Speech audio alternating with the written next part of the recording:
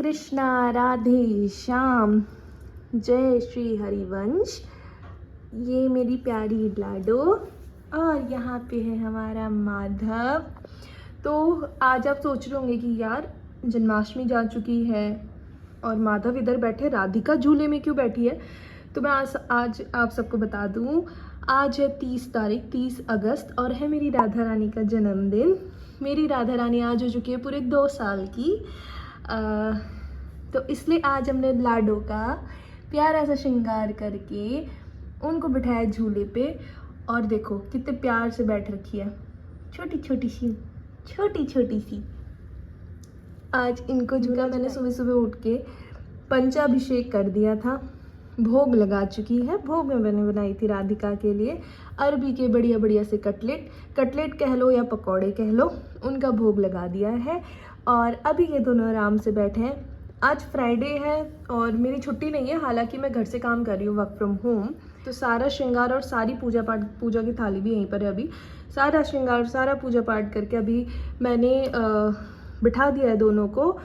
अब आगे अभी मुझे अपना कुछ ऑफिस का काम निपटाना है, उसको मैं निपटा के फिर राधा रानी की आगे जो सेवा होगी उसको हम जारी रखेंगे और आप लोगों को भी दिखाएंगे। दूसरा मैंने क्या करा है कि झूले में से जो वो थी ना माला, वो हटा के आज मैंने ये रात को ही खुद से पिरोए, जितने भी फूल मेरे से पिरोए जा सकते थे वो पिरो के मैंने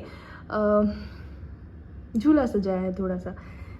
तो दर्शन कीजिए राधिका रानी के। गई थी और राधा गोविंद के लिए ना खिलौने लाई और ये है मेरी राधा गोविंद के लिए खिलौना क्योंकि जन्माष्टमी पे मैं कुछ नहीं ला पाई थी, मतलब खिलौना तो कुछ भी नहीं ला पाई थी।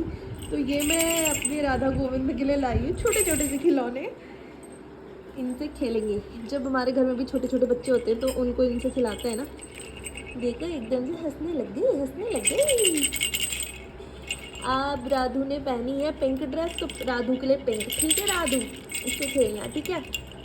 ये हमारी राधू का खिलौना और ये हमारे माधव बाबा जी का खिलौना। कैसे बैठे महाराज जी बन ठन के, आज तो ब्लू पोशाक पहन के।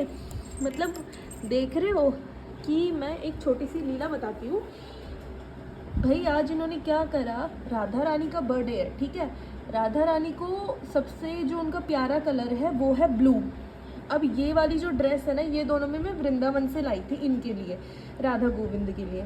तो इन्होंने क्या करा, मैंने ब्लू ड्रेस तो पहना दी पर मेरे पास ब्लू कलर का कोई श्रृंगार नहीं था। इन्होंने पता नहीं कहाँ से ऐसा जुगाड़ करा, राधा रानी के पसंद की ड्रेस पहनी है, ब्लू माला का, ब्लू हाथ के, ब्लू कान के, ब्लू पगड़ी और सबसे बड़ी चीज़ इस ड्रेस के साथ इनकी बांसुरी भी ब्लू।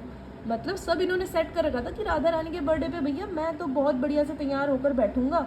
और ये हमारी लाली जो, तो अभी इनको इनका मैंने जो छोटा सा गिफ्ट लाई थी वो दे दिया है। अब मैं राधा रानी के सामने पढ़ूंगी कृपा कटाक्ष, राधा रानी कृपा कटाक्ष, और फिर उसके बाद देखते हैं कि आगे के क्या होगा। तब तक इनको छोटा सा मैं फ्रूट्स का भोग रख दूंगी यहाँ पे, जब तक मैं राधा रानी कृपा कटाक्ष।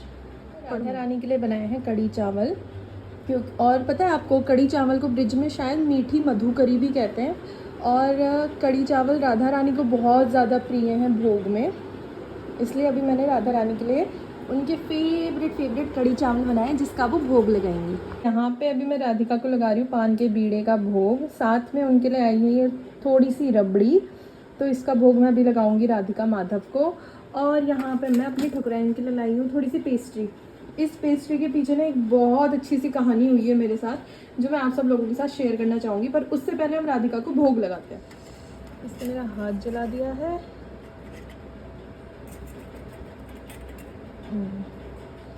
तो इस पेस्ट्री की कहानी के पीछे ये कहानी है कि आज ना राधिका का बर्थडे है, ठीक है।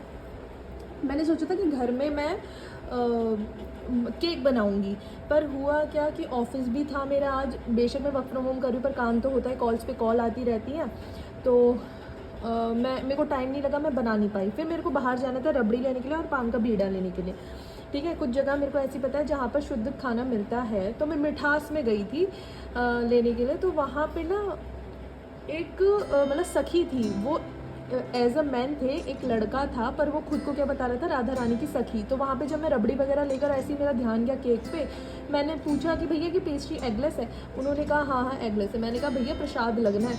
उन्होंने ना फिर सीधा अपने गले की कंठी माला दिखाई। उन्होंने कहा मैं खुद राधा रानी का भक्त हूँ और क्या बोलते हैं, मैं बेसिकली ठाकुर जी की सखी हूँ, ठाकुर जी की गोपी हूँ। तो इन पेस्ट्री में कुछ ऐसा नहीं है जो आप प्रसाद नहीं लगा सकते, बहुत साफ़ सुथरी तरीके से हमने बनाई है।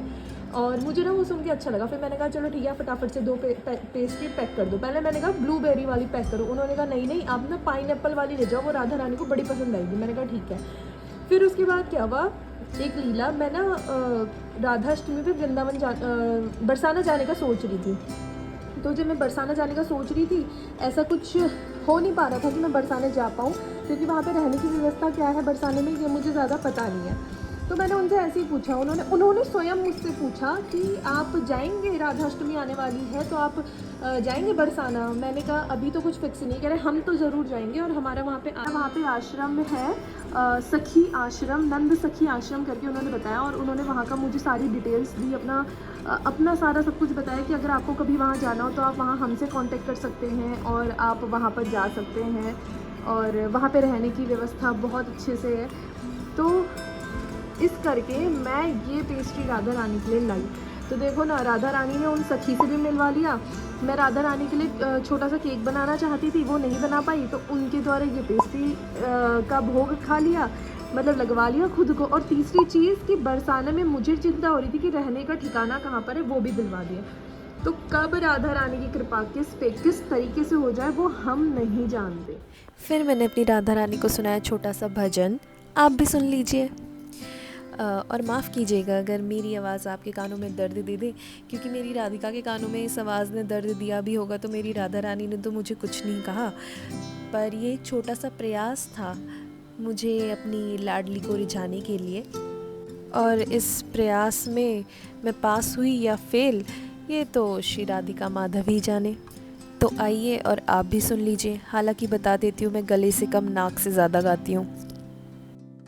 तेरी गलियों में घूमना चाहता हूँ मैं, तेरे सिवा कोई दूसरा है नहीं मेरा।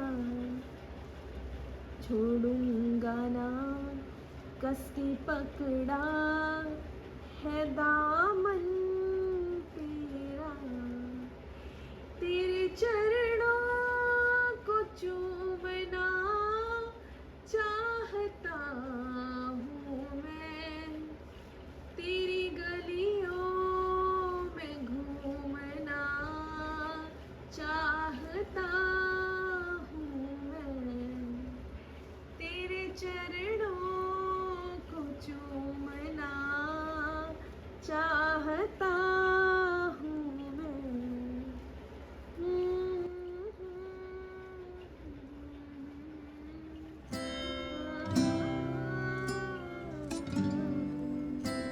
तो आज के ब्लॉग की एंडिंग करती हूँ यहीं पर। आप सभी को फिर से एक बार राधे श्याम, जय श्री हरिवंश।